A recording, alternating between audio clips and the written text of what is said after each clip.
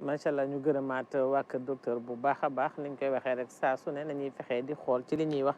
ñu ci moytandiku ak seen ay tere dafay daal di am solo tàkkusaan nag xam ngeen ne am na nu muy tëddee saa su ne macha allah dinañ wax ci li nga xamante ne moo ñaw réew mi ak li koy ñoŋal waane ak lu mu ci munti doon balaa ñu ciy dugg dañu daal di njëkkee ci Covid bi waxtaan ci tuuti ay kàddu dokkee daal di dellu maa nag balaa loolu damay daal di présenté invité yi tey nag ñu dalalaat fi jaraaf bu Kër Massar ñu koy wax jaraaf Aldo Diop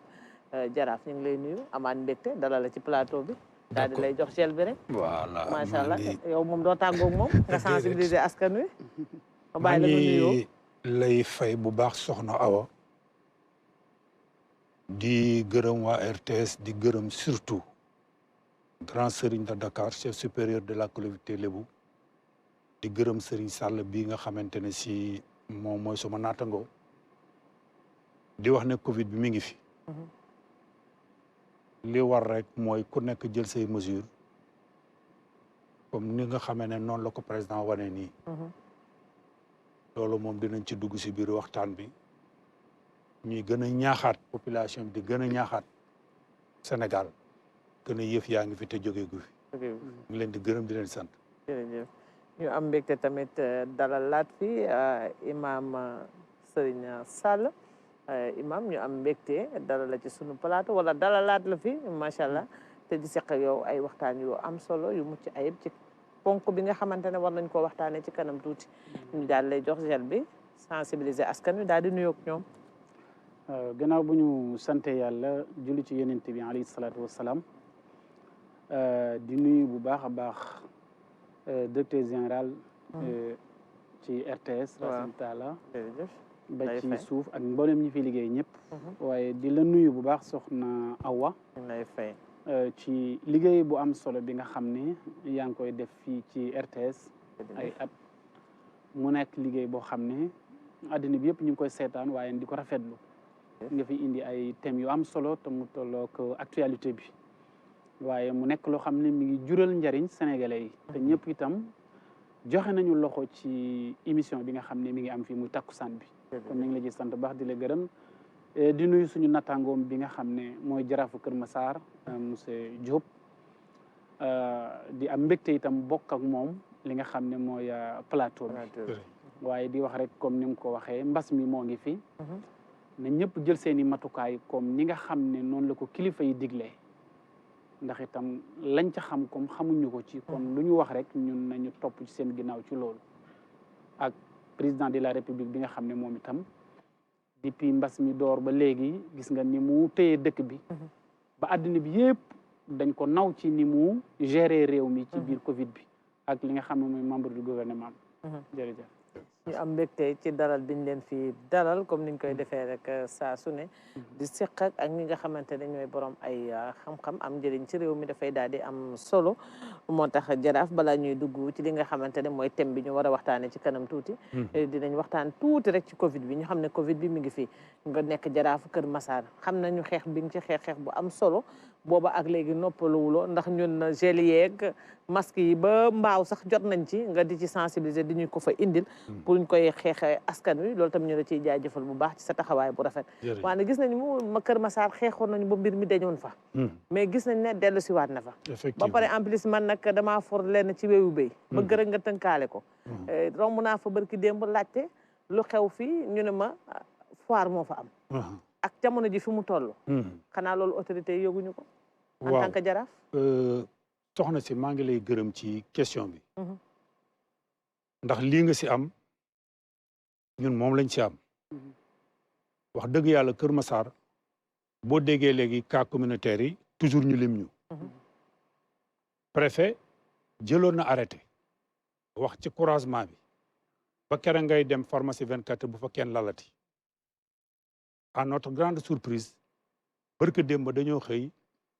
ñu constaté ne foire lañ fa organiser kan moo organiser foire bi mënuñu laa wax kii moo ko organiser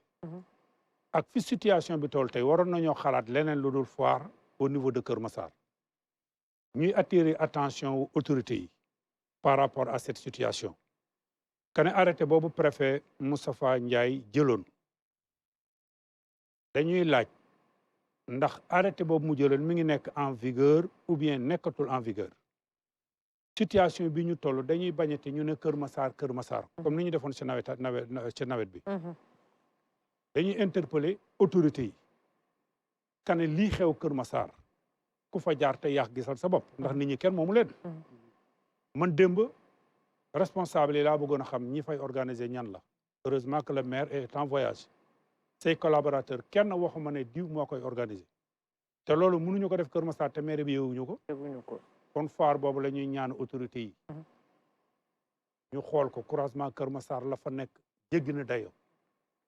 bu doonte ne dañuy organiser sax di jël sax les mesures barrières nit ñi dinañ ko mën a comprendre mais la fa nekk soxna si tey ji doy na war te limaale nañ leen ci tey ci li nga xamante ne moom mooy bi ñuy wax situation du jour bi kon nag nañu xam ne lii nañ ko xeexandoo daanandoo ko mu daal di jeex rassemblement yi ci boppam la ñu war a bàyyi même bu fekkee sax état waxul sax nit ñi ñoo war a am seen conscience tranquille am yoo xamante ne ñu xam ne waruñu ci réew mi fu mu toll imam loo ci bëgg sànni balaa may dellu régi waaw di wax rek ne fii situation dëkk bi toll olof dafay wax naan ndimbal na ci fekk loxol borom te ki lay wax sangul sa taar la bëggal ñëpp ñi ngi sensibiliser mais nag su fekkente ne dañuy sensibiliser ba pare ak di jàppale population bi ak askan wi xam nga dëkk tey la koy defar ma nga tàmbalee ci population ba kilifa bi dafa mën a joxe ndigal rek waaye nag waa dëkk ba ñoo koy jiitu ci bëggal seen bopp dëkk ba su fekkente ne fukk day gas fukk di suul su boobaa nag li ñu bëgg duñ ko am du am te itam nag ki ñëw di la defaral sa dëkk lim lay digal di la ko tere bu boobaa da nga cay mën a jaar fi ñu bëgg a àgg ñu mën fa àgg mais bu fekkente ne président de la république dafa jóg depuis mbas mi door ba léegi gis nga jéego yi muy dox gis nga ni situation bi grave ci àdduna bi ak ñun boo ñëwee ci dëkk bi ni ñuy dundee xëy na loolu lu fi yàgg la ba tax na su ñi jaaree nii ñi jaar nii loolu dana nekk itam leneen loo xam ne lu doy waar la mais jaraaf wax na ko sànq lépp loo xam ne nit ki mi ngi koy def mooy nga jël sa mesure barrière am na solo lool waaye nag nga moytu bu baax a baax waaye bu fekkente ne kilifa yi ñi ngi teg ay jéego yu mag pour lan pour rek ñu am jàmm am dund gu dal ba pare am ñeneen ñoo xam ne it ñi ngi def ci wet gi leneen loo xam ne méngoowul ak loolu loolu it su boobaa du neex kilifa yi du neex ñoom jaraaf ñi nga xam ne ñoo fa nekk du neex maire ba nga xam ne moo fa nekk moo tax li ñuy ñaan rek mooy fexe ba jaar ci seen i tànk moytu sàmmonte ak digle yi bàyyi li nga xam ne mooy tere yi yàlla mën ñoo dimbale daal moo gën ñuy xëccoo bay def loo xam ne dañuy jural musiba ñoom xam nañ ne sax les grands événements lépp la ñu arrêté amul dara lu nga xamante ne moom la ñu waroon a def ci réew mi gis nañ nga foire de Dakar yu baree bari yoo xamante ne mbas mi daaw ak léegi loo xamante ne nguur Dakar daan organisé dañ koo daal di teg na le ni yàq bu naqari ndax xam nañu ne day jur lu nga xamante ne du ñu neex te loolu soxla wuñu ko ci réew mi ngir yàlla dañ koy ñaan rek askan wi population bi ñi nga xam ne ay sénégalais lañu bu fekkee dañ koy woote te am loo xamante ne bëgg nañ koo def ci réew mi yenn yi nañ ko moytandiku dafay daal di am solo loolu daal lañ leen di ñaan ak bërëb bu mu ci mënti doon Kër Massar rek feneen fu mu mënti doon rassemblement yi nañ ko arrêté parce que xam nga bu ñu ubbee fenn foire même bu fekkee dañu am autorisation def ko sax kaka defoor na mën a am ne mbas mi de comme ñu ngi naan ay deuxième vague ak yooyu mi ngi am ay jafe-jafe xaaral ma puus ko tëj ko ba jëmmi jamono bu ko defee nga def ko bu boobaa kenn du ci wax dara kenn du ci interpellé ña fay dem tamit nañu xam seen bopp ñu xam ne jàngoro bi mi ngi fi bu ñu ubbee foire ba tamit te ñu am fulla bañ faa demit dina tax jàngoro bi wàññeeku kon ñaari côté yëpp la noonu la ñuy daal di ndar keppee li nga xamante ne mooy loolu mooy doon lu ñu waroon a sànni ci Covid bi madame Régie madame Diba daal di may joxe élément bu ko defee ñu daal di ubbi waxtaan bi. ñoo ngi fii ci Kër Massar ci cité Aynou Mady fii nag boo fi ñëwee daal di gis ay tali yoo xamante ne pavé nañ leen daal di gis ay lampadaire par rapport ak année yi passé dañuy gërëm président de la république gërëm état bi def lii man sama rôle en tant que jaraaf je parle au nom des populations de Kër Massar. fii boo fa ñëwoon démb ñëw fi tey di nga xam ni bassin bi am na fi njëriñ wax dëgg yàlla ndax suñu doom yi ñemewuñ fi woon fooyi bu guddi masaan a jot duñ ñemee sax génn fii parce que daana lëndëm boo xam ne lu daan jënd timis lañu dem jëndi ko waaye wax dëgg yàlla bassin bi moom dëgg-dëgg ak seen lamp yi ak sunu lamp yi wax dëgg yàlla wax dëgg yàlla daal wax dëgg amal na la njëriñ moom dëgg. bi président ñëwee en 2012 première sortie bu mu def fa la ñu fekkoon si Dalifort Cité Soleil keroog man maa doon kii ak moom te tamit loolu bu mu ñëwee moom la continuer jàppale ñu ba bi ñu defee début def passation yi entreprise CSE jël travaux yi ñëw aussi ak libération emprise yeeg yëpp ñu kii yàlla suturaal ñu si ak autorité préfectorale yi ak kilifa dëkk bi yëpp ba lu ñu war a libéré si emprise ñu libéré ko ñooñu ñu reloger leen ñi ay cité Tawfekh ñenn ñi ñu dédommager leen. cité Aïnoumady daanaka dafa bokk ci cité yi nga xamante ne dañuy daan jànkonteel ak li nga xamante ne mooy inondation mu mel ni at bu nekk nag ndox mi nag day ñëw ba jël kër yi rawatina ñeneen ñu bëri ñoo xamante ne dañuy dem ba bàyyi seen kër yi daal di toxu mu mel ni ay jafe-jafe yoo xamante ne ñii dëkk fii ci Aïnoumady dañ ko daan jànkonteel waaye nag ci at yi passé état du Sénégal daal di taxawal benn programme bu mag boo xamante ne day xeex mbënn mi. programme boobu nag daanaka day taxawal li nga xamante ne mooy bassin de rétention daal di def ay ouvrage canalisation ñi nga xamante ne ñoo fi dëkk jamono ji nag ñoom ñu ngi rafetlu liggéey bi nga xamante ne état du Sénégal def na ko ngir saafara jafe-jafe yi nga xamante ne ñoom am nañ ko. fii yëpp dex la daan def yàlla def ñëw ak jàpp tàmbalee masale su sëkk na fu doon def yëpp dex yëpp sëf ko doon ko wax dëgg yàlla Kër Massar village inondation bi xam naa ne moom dina jeex na daal fii presque ñun jeex na amatul benn problème fii amatul benn problème di gërëm président di leen sant gouvernement bi di leen sant ak gërëm. ñuy sant également parce que ñun xam nañu li fi nekkoon parce que fii dex la woon kenn daaw fi jaar bi canalisation bi ñëwee defar canalisation yi def bassin bi te lañ mën a am possibilité ni mu wooyee léegi nii léegi itam noonu la mel lii itam noonu la mel donc vraiment xam nañ ne ñun affaire bi am na njariñ parce que sincèrement ko xamoon ñun ñu fi dëkk moom ko xamoon ni ñu meloon ak léegi xam na am na différence. système yoo drainage la yoo xam ni dañ ko dimensionné pour ay pluie décennale pluie maanaam bu amee ci benn bëccëg taw lu ëpp 120 millimètres duñ ko sax yëg te yàlla suturaal nañu tamit nawet bi ñu génn ku ne xam ne nawet bu bëri woon ndox la mais fii alhamdulilah rabbil alamin amuñu benn coono xëy na am na ay rëq-rëq yu ndaw parce que xam nga liggéey mënul waaw du si mën ñàkk daal.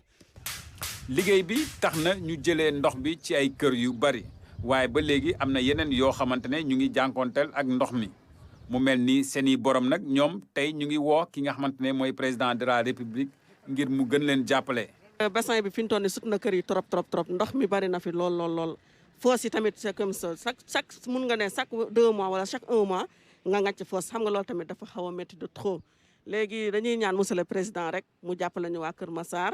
ce qui fait que aussi l'entretien aussi du bassin tam technicité bi ci war aussi ñun amuñu élément yooyu. deuxièmement alors li ko wër aussi war nañ ko aussi di ko nettoyer si au lieu à la charge de la population wala aussi état bi moo ñu ci war a jàppale bu baax. boo xoolee am na yeneen ouvrage yoo xamante ne def nañ ko ngir gunge liggéey bi mu mel ni ay ouvrage yoo xamante ne day tax population yi ñu gën a am fu ñuy feexlu xale yi nag daanaka fàttewuñu leen benn yoon defal nañ leen ay espace yi nga xamante ne fa la ñu war a fooye ngir xale yi yooyu ñu mën a am seen i bànneex. lépp ay bassin la lépp ay bassin borom kër yi jëlaat nañ seen terrain def nañ bassin jëlaat seen i terrain vraiment loolu moom ñu sant président parce que sincèrement lii moom mënuñu ko defal suñu bopp bu ko état defee tim ki koy jiite def ko il faut ñu sant ko. am nga bassin bi ak banc yi yëpp guddi lampe yi également solaire yëpp solaire yaa ngi nii gis nga guddi day leer nañ fii. lii nag bëgg nañ ci lool ndax xéewal la pour Kër Massar yëpp waaye yàlla daf ko jaaral nag ci ki nga xam ne moom la yàlla jiite ci réew mooy Macky Sall mu sabal ko ba mu indi ci ay loxoom xëy na profit yàgg na waaye ci moom la ko yàlla sottale ñu mu ko joxe teg ko seen loxo it fa tabaarakallaa saytu nañ ko saytu ba gën ngaa rafeti anam ba liñ ci bëggoon bu dee fukk juróom-ñeent yi am nañ ko kon ay matal rek moo ci des lépp lu dara lu ñuy wax ni li baaxul amu fi lu ñuy eggal rek moo fi am. projet bi liggéey fii quartier bii ak ay Dalifort ay Medina Gounass ay Waxinaan ay ñetti mbaar foofu nga xam ne moom nga daan dégg bu yàgg ba ci ay coow ren kenn déggu leen si benn coow parce que liggéey bi teg nañ ko si yoon. boo xoolee nawet bi nga xamante ne moom lañu jógee te mu bari taw lool daanaka waa Aïnoumady ñoom amuñu ay jafe-jafe yu bari mu mel ni liggéey bi nga xamante ne état bi def na ko fi daanaka joxe na ay résultats yu baax waaye am na benn taxawaay boo xamante ne moom lañ leen di xaar maanaam ci gestion ak entretien yi nga xamante ne mooy ouvrage yi mu mel ni tamit ñu ngi leen di ñaax ñu daal di taxawal ay comité de gestion. macha allah ñu gërëm Moussa Mané bu baax a baax ci liggéey bu rafet bi niñ koy waxee rek saa su ne sotti ci la ak def ci ndaxte moom journaliste la waane bi ñu demee def reportage ba ñëw daf ko daal di jël wodd ko ba mu rafet macha allah ndax yenn saa yi nag nga jënd sër waan na nga koy woddee mu xaw a pell wala mu xaw a sutante du rafet waane Moussa da ko wodd ba mu yem képp kon nag macha allah Moussa ñu ngi koy gërëmaat bu baax di ko sargal mais tamit nuyu tamit Mama Moussa Niang bu baax a baax na moom tamit dañu daan defal ay reportage yu bëree bëri mais waajuram dafa wàññeeku ci ayu bés bi weesu ñu koy jaale bu baax a baax di ko sigil ni gaale yal na ko yàlla yërëm yéexe ñu jéggal ko ay bakkaaram yóbbu ko ci àjjana firdawsi macha allah jaraaf ñun ñoo seetaanandoo li nga xamante ne moom mooy élément bi dañuy daal di njëkkee ci li nga xamante ne mooy ay numaani defe naa noonu la tudd waaw nga xamante ne ñu ne ay numaani tey ak bu démb naka nga ñu koy waxee ndax defe naa ne président def na ci jéego yu am solo ndax tey réalisation yi nga xamante ne def na ko fa moom la ñuy waxtaanee ndax xalangu dajul suuf waane ba nga xamante ne Kër Massar am na jafe-jafe bu mu jógee def na ci jéego yu am solo te mu doon loo xamante ne lu bari xam nga ko ci lan nga ñu ciy wax di ko gërëm weddi gis bokku si man un chat je l'appelle un chat soxna si Kër Massar fa laa juddoo sama papa fa la juddoo samay maam fa la juddoo kon lépp fa la ñu fekk dëgg la Kër Massaaru démb ak Kër Massaaru tey am na changement comme ni ko sama frère yooyu waxee Moussa Mané waaw Kër Massar nag léegi dafa nekk 140 quartier da nga naan Kër Massar extension ak lotissement yi fa nekk yëpp neexul a xëy rek ne nañ ko defal canalisation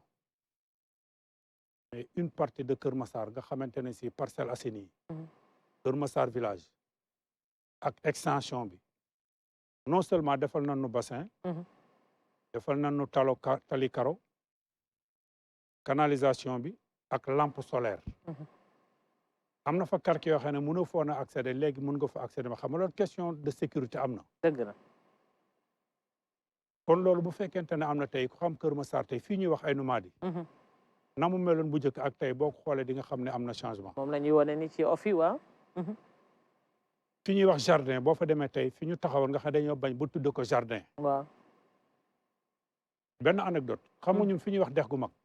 tey ñun dañoo soxla ndox moom far ndox ma dem na te ñun dex gu mag dañoo soxla woon ndox mi fa nga xamante ne si tey foofu lan daan béyee tey amul ndox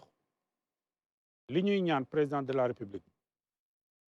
mooy li ko dalee Daaru Rahman jëm kër Alaaji Paate jëm Parcelles Assainies Rufisque Kër Massar foofu la ñuy ñaan dimbal puisque coow li fi woon passé woon loolu la woon dama taxawoon fii si plateau bi toog ci plateau bi wax ne maa ngi demandé yéen waa RTS ngeen ñëw Kër Massar wane réalisation ya fa chef de l'État def dëgg la parce que tolloon nañ benn moment boo ñëwee booy déggee Kër Massar da nga naan Kër Massar kat fépp inondé dëgg la ku def lu baax nag man dama koy wax nekkal président de la république nekkal maire nekkul kenn surtout nag ba nga xamee ne budget wu 13 milliards la ñuy joxe pour Kër Massar ñuy gërëm ki nga xamee ne moo fa nekk muy monsieur le maire Moustapha Mbeng ndax projet yi yëpp bokk na si ñi nga xamante ne si ñoo ko doon piloté di gërëm Ageroute di gërëm Promoville di gërëm waa ADM kon lii ñu wane tey soxna si mooy li nga xamee ne moo am Kër Massar te du ay nax canalisation ku la ko defal nga ko xam inondation bu la defalee li na nga sant ñi la ko defal kon ñu ngi leen di gërëm yéen it di gërëm seen caméraman yi nga xamante ne si yéeg nañ fa étage yoo xam ne mat na 4 étages tonton Sagna man ba may yéeg man damaa ñëw fa ne leen kat man fi laa mën a yem kon ñu ngi leen di féliciter si seen professionnalisme jërëjëf gis nga population yi kenn mënu leen a nax dëgg la ñun nag bu ñu nekkee Kër Massar seetuma lu fay neex nit wala lu fay naqari nit damay wax lii dëgg tey ñoo ngi gërëm président de la république ak ay seen i démembrement di gërëm ministre Omar Gueye man lu baax ku ma ko defal ma wax ko ak koo manti doon nag kenn mënu ma tere nag wax li nga xamante ne si mooy sama xalaat moom nga gis mu doon lu am solo réalisation président yi parce que gisoon nañ ne macha allah bi nga xamante ne nawet bi bari na inondation bi foofu noonu ca Kër Massar coow li bari woon na waaye gis nga tey buñ fa demee am na bassin yu baree bari te ñun jour boobu fa la ñu yendu mais mënuñoo jeexal li nga xamante ne mooy bassin yi nga xamante ne moom la fa def réalisation yi wax dëgg fa yàlla mënuñu ko woon jeexal te 9 heures lañ fa dugg ñu ngi fa génn presque 15 heures mais fu nekk jaar nañ fa dama dem ba ci biir sax damay gis seen talikat yi maa ngi koy wax jaraaf moom moo koy tooñ ma ne ko waaw mais fii moom macha allah moom dafa gën a bakkane sax fa la nga xamante ne fa la ñu ne parce que yenn saa yi nit ñi dañuy toog rek di wax loo xam ne dara wóoru leen ci soo bëggee wax wala nga bëgg a duut baaraam il faut que nga dem yow ci ay réalisation bi lan nga ci gën a marqué ak lan nga ci gën a mën a wax jërëjëf soxna Awa jërëjëf jaraaf nga wane image bu rafet waaye xam nga bi coow li dooree ndox mi wàcc alxuraan dafay wax naan in jaakum faasixun bi naba'in fa tabayyanu bu fekkee dañ la indil benn xibaar te ki la ko indil xëy na xaw na demee noona na nga ko gëstu ba mu leer ndax xam nga coow li wax ji rek a bari waaye nit ñi ña fa dëkk ñoo la ci mën a wax lu leer su ko defee ni ñu waxee Kër Massar li ma ci gën a neex gën ma ci marqué mooy bi président de la république demee li mu njëkk wax mooy dama koy def département xam nga bépp dëkk boo xam ne def nañ ko département da ngay génn ci coono gi nga xam ne nekkoon nga ko dootoo jéggaani dara lépp loo xamante ni bi sa moroomi dëkk yi am nañ ko su boobaa loolu da nga koy mën a am dootoo sonn te président loolu la wax ne leen danaa ko def département bi mu ñëwee conseil des ministres mu confirmé waat ko keroog mu njëkk a tax wax ne li ñu wane sànq te mooy ndox meeg mbënn mi mu ne lutte contre les inondations bi mu ne dinaa ci def 15 milliards ci 2020 ak 2022 pour lan population bi dootuñu am problème su ndox mi tawatee su boobaa lépp lay dem xam nga ki génnee milliards yu toll nii fas yéene ko accompagner population bi kii kay pare na pour jàppale leen te lii mooy li nga xam ne su demee ci Kër Massar ci 2020 ba 22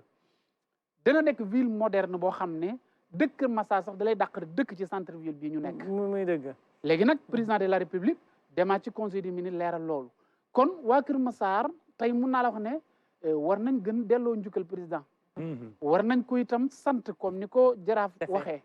ndax dafa jóg dem ba foofu te comme ni nga ko waxee yendu fa ba ngoon te li ngeen bëgg pour ngeen dugg fépp sax day xaw waa jafe ngir lan ni dëkk bi mel ak boo xoolee par rapport bu njëkk biñ jógee ci loolu président de la république wax ne Promoville bi mooy tali yi nga wane sànq dinaa gën a xottiwaat ay yoon ba nga xam ne embouteillage dootu am population bi dootuñ am benn problème boo xamante ne bii dinaa ci def 50 milliards ci Promoville boobu mu accompagner ko li nga xam ne mooy population bi li tàmbalee Yëmbal Nord ba Kër Massar foofu ku jógati léegi rek fi nga bëgg a dem nga dem fa loolu président de la république wax na ko foofu keroog bi mu ñëwee ci Kër Massar mu dellu conseil des ministres itam daal di koy confirmer waat kon xam nga kii taxaw na ci tànku population bi ak jàppale leen ak dimbale leen te lii su paree mooy ni ma la ko waxee mooy Kër Massar yaakaar naa dem dëkk fa mooy moo lay dàqal fu mu mën di doon ci Dakar parce que dina nekk beneen ville boo xam ne dina wuute ak Kër Massar gu njëkk ga lii bokk na ci li nga xam ne président de la république taxaw na ci daar am na yeneen i projet yoo xam ne itam wax na ko ci wàllu éducation wax na ko autopont wax na ko lim pare ci ay milliards pour jàppale accompagner ko li nga xam ne mooy population bi loolu nag soo amee dañuy wax mooy li ma waxoon sànq rek ndimbal na ci fekk loxol borom suñu jógee pour jàppale leen nag nit ñi ñoom it nañu pare pour defar seen dëkk waaye bu fekkente ne nag président dafa taxaw pour defar nag askan wi ñoom itam nañu xam ne lii ñoom lañ koy defal te loolu président de la république wax mooy li nga xam ne moo ko war loolu bokk na ci li ma gën a marqué gën ma neex ci taxawaayam keroog foofu mu doon lu am solo parce que gis nañu bassin yi nga xamante ne moo fa nekk mu bari lool mais balaa président doon réaliser def réalisation yi bassin yi ndox mu bari moom mu daan wàcc ndaxte xam nañ ne boobaak léegi 2005 ndox mi fi wàcc kenn mënatu ko woon nettali nit ñi dañoo gàddaayoon di dem xanaa loolu fàtte wuñ ko kon nag bu fekkente ne ci 2020 bi am na ndox mu toll nii mais avant boobu jaraaf avant bassin yi dafa ñëw ndox mi daan taw fan la daan dem ndox yi daan taw danaan dugg si kër yi aja xam nga fii ñu jëkk bassin bi ñu jëkk woon te ñu koy wax ay numaadi waaw toolu vieux Abdou Ndiaye jala woon boo xam ne ñun ñi nekk nañ xale dafa wut ay waas benn promoteur mu ñuy wax Mañang Seck moom mooy promoteur u ay numaadi boo demee jardin sama frère boobu ngay gis inspecteur Ndour ma koy nuyu wax na ko foofu jardin la tuddoon donc foofa dex la woon boo demee fi ñuy wax dex gu mag doon donc partie fi ñu wane bassin li tax mën a la dañoo def liggéey bu extraordinaire dañoo fekk cosaanu dex ya ñu def fa bassin ñenn ñi dañ leen toxal yóbbu leen Tawféex Tivaouane Peulh ñu si gërëm président ci loolu mais tey jii bi ñu defee bassin yi def canalisation yi mais bu tawee ba pare day mel ni tawul man am na zone fi sama bureau nekk amagul canalisation ndax canal ba fa nekk léegi dafa tuuti muy Daaru Rahman mais man bokk naa si ñi gën a impacté waaye man samay cas dama koy teg di waxal population yi. dëgg la kon li ñuy ñaan. mooy lii nga xam ne président defal nañu ko. la ca des mooy entretien. ndax bassin boo ci dem tey am na fa loo xamante ne si barax bi mu sax na fa. loolu aussi ñun population mënuñu xëy dugg ci biir barax boobu di ko dindi ndax xamaloo na ci biir. loolu nag waa CEC yi nga xam ne ñoom ñoo exécuté bassin yooyu. ñoom peut-être technicité boobu am nañu ko. ñun am nañ volonté. li wër bassin population yaa ngi koy nettoyé ba mu set. ñu ngi entretenir tali bi. loolu aussi ñu ngi ciy gërëm ñu ngi ci woowaat président. pour mu joxe ay instruction par rapport ak service yooyu. mais loolu nag ci mënte wax mooy bassin yi moom ñun Kër Massar village Parcelles Assainies. Malika Kër Massar dañuy ñaan dolli waane nag la fa ne. ñu ngi ciy sant yàlla. soo xoolee ci côté bi nga xamante ne mooy boo jógee ci rond point bi jóg ci wetu pharmacie 24 heures bi xam nga am na ay égo yu nga xamante ne mi ngi foofu. gis nga wane nañ ko sànq ci li nga xamante ne moom mooy off bi yenn saa yi nguur day defar ba mu ne joggaaral. gars yi ñëw na poqet kubéer yi yóbbu. suuf si ñëw di fa dugg. yooyu tamit bokk na ci li nga xamante ne moom mooy boucher foofu parce que gis nga diggante boobu noonu. biñ fa ñëwee noonu des fois da nga yor sa oto pour nga jàddee noonu sax da ngay am jafe-jafe parce que foofu poqati nañ la nga xam ne moo fa ne. effectivement xam nga foofu mooy pharmacie 24 heures. waaw ndox yi doon jógee Kër Massar di jóge ay Noumadé fa la doon concentré wu. d'accord oto daana fa def 2 heures de temps avant li ñuy def. ouvrage bi dëgg la ren amul loolu. mais à ma grande surprise man dama dawal sama moto ñëw ba foofu gis fa ñu def ba ay xeer. ma jox xale yi ma jox waa quincaillerie bi 5000. ne leen nañu ko dindi. mais dindi nañ ko ba pare mais dañuy wax ne benn société xam ma ban société. moo ñëw jël couvercle bi yóbbu ko. maa ngi def ay démarches. moom de 2 choses l'une.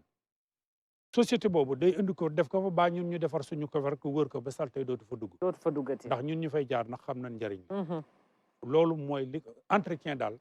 la ñu bëgg avant nawet bi di ñëw bu si yàlla àndee. comme par exemple moom digoon nañu. nee na dafa bëgg travaux yi commencé. bëggatul dégg inondation Kër Massar. loolu aussi ñi ngi ko si laaj ba nga xamante ne si mois de décembre ou janvier. nañu commencé liggéey bi. macha allah mu doon loo xamante ne nee naa la ki la dig añ wala ki la jox ndékki bu la joxee añ bu la diggee reer nga daal di koy war a mën a gëm. te defe naa mbébétam ci réew mi yëpp moom mooy naka lay def ba ñoŋal li nga xamante ne mooy réew mi. ndaxte nag nit ki kenn mënu koo waxal lu dul li nga gis ci ay gestam mu di ko def xam nañ ne moom mënta jote fépp wante bu ko leeroon que ni moom guy la goo xamante ne bànqaasam rek mën naa jëm fu ne du fa yebal kenn fu nekk moo naa fa cëpp eggal fa boppam liggéeyal fa boppam ndax xam nañu lan la yéene Sénégal ndax conseil des ministres bu nekk bu fa génnee dinañuy jot ay xibaar yu nga xamante ne mooy yéeneem ci réew mi kon nag defe naa ne ñun population bi ñoo war a amaat beneen taxawaay amaat beneen gis-gis war a am vision comme bi mu am bi nga xamante ne moom la tëral comme plan Sénégal émergent bi liggéey yi nga xamante ne moom am na ko ci ñu gunge ko ci pour Sénégal mën a émerger comme ni mu ko bëggee. effectivement waaw xam nga population bi réew mu nekk seen population ñoo mën a jàpp seen i njiit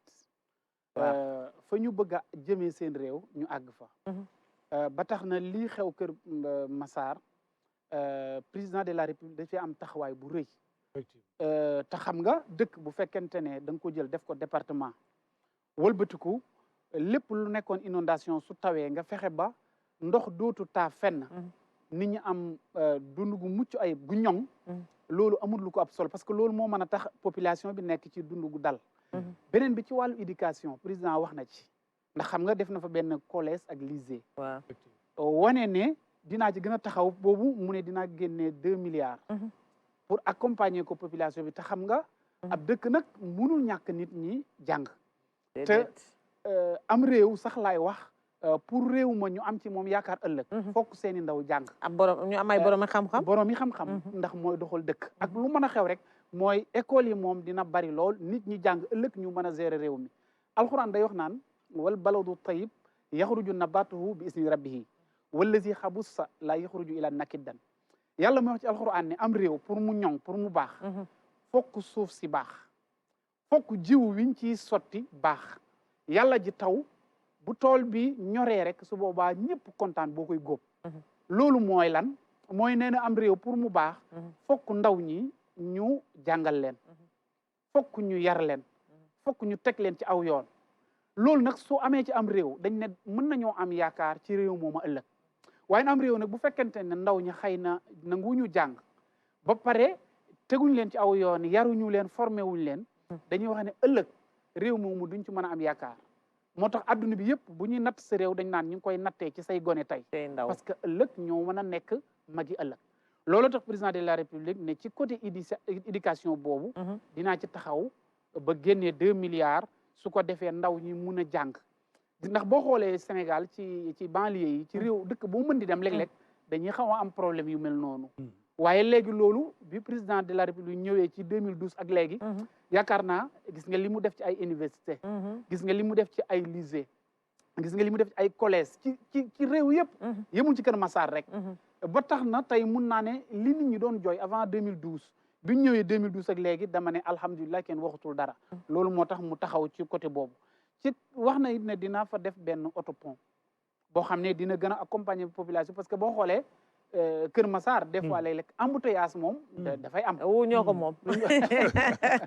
ñoom moom embouteillage rond point boobu nee naa leen at doo fa jaar embouteillage la boo xam ne day métti lool ci kii xëy ak ci kii wàcc dëgg la nga xam ne mën nga fa jël léeg-léeg benn 1 heure de temps parce que dafa am ginnaaw dafa Kër Massar dafa am ginnaaw waaw loolu la Kër Massar moo nekk loo xam ne man damay wax ne léegi am réew la wallaay am réew la du lu tuuti moo tax taxawaay bi président am ne dinaa ko def département lu am solo la parce que soo xasee ba am département rek nee naa tey ni Pikine gi leen yilif wala dootoo jégaani dara lépp loo soxlaate ci biir Kër Massar nga koy wutee loolu itam Kër Massar da ko mérito parce que dafa màgg nag dafa màgg ba toll ci dayo boo xam ne am réew la moo tax lii nga xam ne moom la président de la république jël pour accompagner leen ci lépp loolu dañuy ñaan yàlla mu sotti ak jàmm ñu dalo ko ak jàmm ba ñoom jaraaf muurloo ko ak jàmm ñu inauguré ko ci jàmm sant ci ki nga xam ne mooy président de la république loolu moom ñoo ngi ñaan ca bis ba nga xam ne moom lañ koy inauguré daal incha allah incha allah te defe naa dina egg si jaraaf dafa am loo ci bëgg dolli waaw xam nga li ma si dolli Adja mooy inondation yi dafa am leneen lu koy accompagner mooy biñ ne nañu joxe 3 milliards ñu jàppale ñi nga xam ne ñoo ne si ndox mi xam nga loolu tamit dafa nekk geste bu rafet dëgg la man mii di wax ak yow dama jékki-jékki xool son portable ñu envoyé ma 200 000 ma ne kii de dafa juum balaa may récupérer xaalis jàmbur souvent dama xaw a ragal loolu waaw ma dem ci wari bi ki yore kii bi ma ne ko léegi 200 000 yi da ngay laajte borom ndax dañ ma ko envoyé dama jarbaat délégué de quartier la ndax moo ma bindoon ñu koy wax Rasoul aw ma di ko nuyu jàmmalaay fi sama kër ne ma woote ñu ne ma non waa service inondation la fekk man enquête oon nañ ma waaw sama jarbaat ba ma woo ko ne ko man ko demi fa envoyé 200 000 te damay bañ a def erreur ndax ñeme ma affaire xaalis mu ne ma non yow lan ko envoyé ko kon kat ndek yëf yi noonu la man jotaat du sama tur waane nag dama am ñetti kër yoo xam ne bii dama seede sama turu doom ak télé kon te inondation bee taxoon inondation su kër yu yàqu man jot naa ñeneen ñi jot nañu waaye imam loolu buñ la ko defalee muy lu baax defal ko ca ña nga jiite doo ko wax man Iran Ndaw ëpp mu fulla ba Iran Ndaw foo ko defee lu baax mu wax ko waaw kon jaraaf boo defee lu baax du ko wax dama koy wax man ndax sama añ maa ko yor kon ñu ngi gërëm président de la république ca loola di gërëm ñi nga xamante ne si mooy population bu Kër Massar ndax gis nga bassin yi tey bassin boo ci dem la ko wër yëpp population bi ñoo koy nettoyé gis nga xale yi fi ñuy foowee macha allah ak yëpp xale yi dañ leen a defal jardin public foo xam ne fa la ñuy foowee li ci des mooy dañ naan fii nga xam ne mooy unité 3 fi coow li amoon jëm Alaaji Paate une partie de Aïdou Madi jëm Sotrac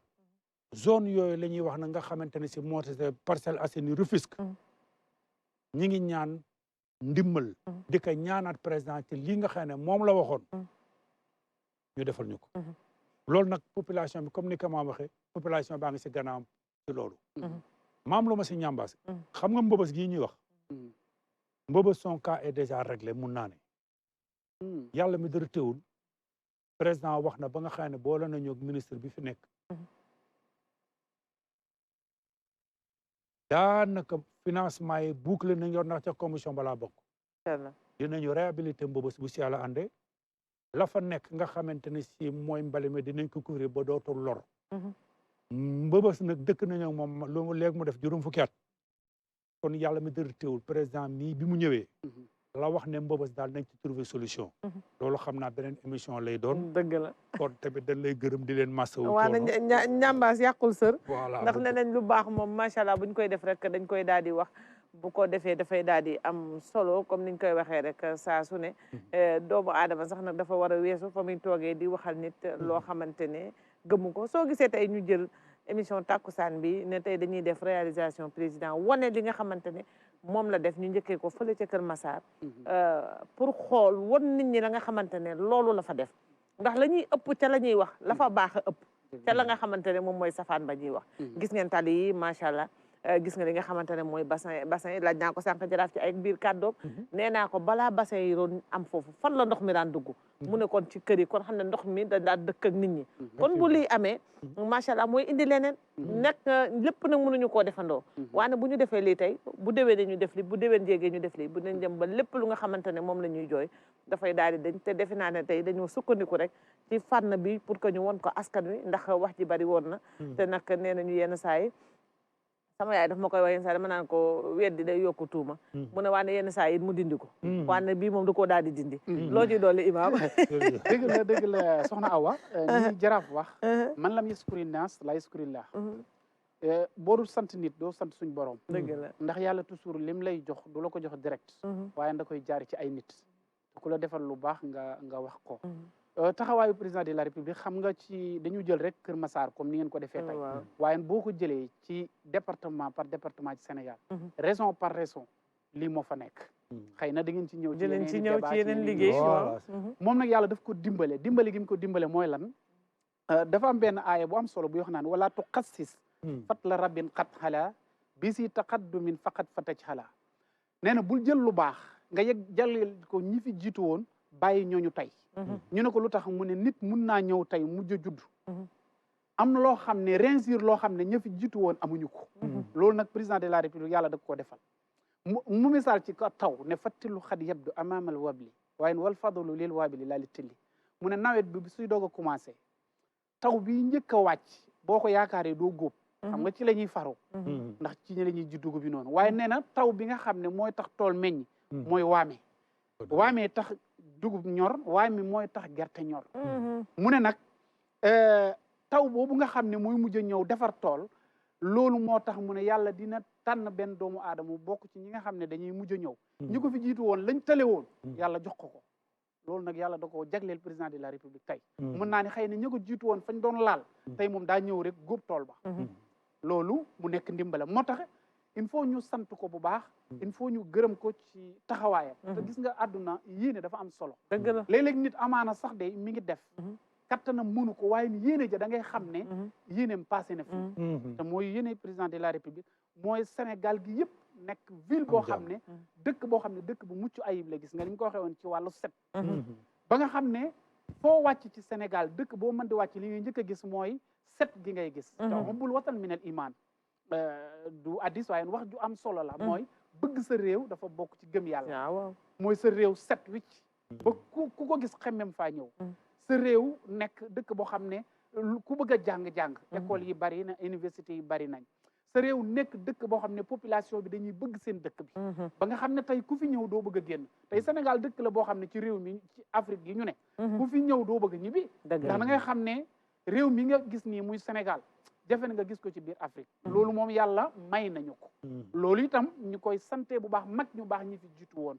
ba ñi nga xam ne tey ñoo mujjee pousse bi di ko doxal yàlla na yàlla kattan na leen dëgëral leen ba yéene bi ñu bëgg a àggale Sénégal mu àgg fa ak jàmm mu doon lu am solo xam naa ne jaraaf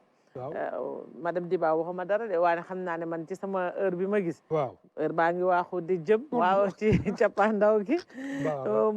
waaw xam naa ne macha allah bi ma koy signalé waaye xam naa la nga xamante ne moo ca daal di des mais nag xam nga tey waxtaane nañu lii nga xamante ne moom la président def ñu sant ko ci li nga xamante ne lu baree bari la mu amaat ay yeneen projet yu nga xamante ne mi ngi ko fay